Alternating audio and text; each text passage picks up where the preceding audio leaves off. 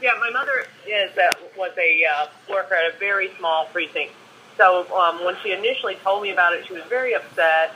She said that she saw something going on, and she felt like she wasn't, being a good poll watcher by not, or a poll worker by not saying something at the time. And I said, "Oh, Mom, don't worry about it. We won the county by a landslide as far as for Chris McDaniel."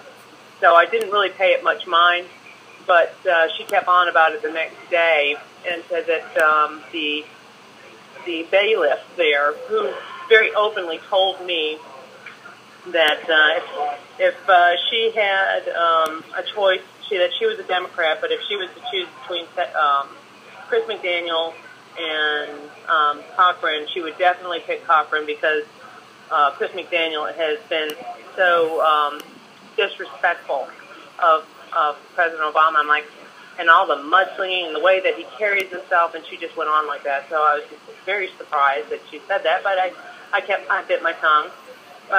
And so later on, what my mother had said is, "Well, how much did you see this happen?" She says, "Oh, really? I only saw." She said, "I kept seeing the bailiff leaving the precinct and going out and making phone calls, and then the next thing I know, there's people about 10 feet behind me, and I hear her describing how to use these vouchers. They were red, and she said she kept saying you need to use these in different carts, where she was instructing them how to cash in these vouchers. So I'm not sure what the vouchers are. I haven't had any other reports of this, but this is what my mother witnessed towards the end of the day. So she was very upset, felt like that this was some purchasing where they were buying votes. And this was a very Democratic area. I purposely put her in this very slow precinct. This was her first time as a poll worker. So I put her in a very small precinct. I think it was probably about 80 votes, maybe 90 votes cast there that day. So it was very small, but I still thought it was significant enough to mention to the McDaniel campaign that this had occurred. And how did they go about purchasing them? Like, what do you mean by buying votes? Well, no, it was just that's what she felt had gone on. She just this bailiff kept going out, making phone calls, and then she saw these people come, and then actually after they vote, she was handing them some type of vouchers and said, "Hey, this is at the same precinct where the flyer that you posted was pushed into my hand as I was getting out of the car to check the polls, and also, of course, to check my mother that was working at that poll." That woman walked up to me and said, "Hey, I know I'm not supposed to do this," and she handed it to me, and then I walked into the bailiff, and I said, "That woman's supposed to be 150 feet back. Get her back."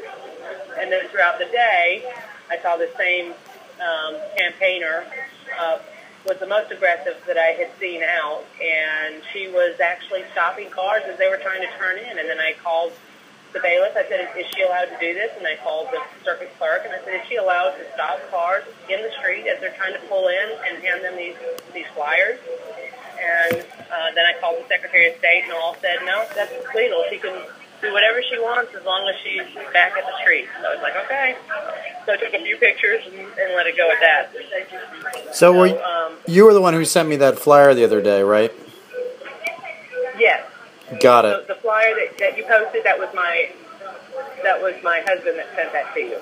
Got That it. was handed to me just a few feet from the front door. Well, thank you, Julie.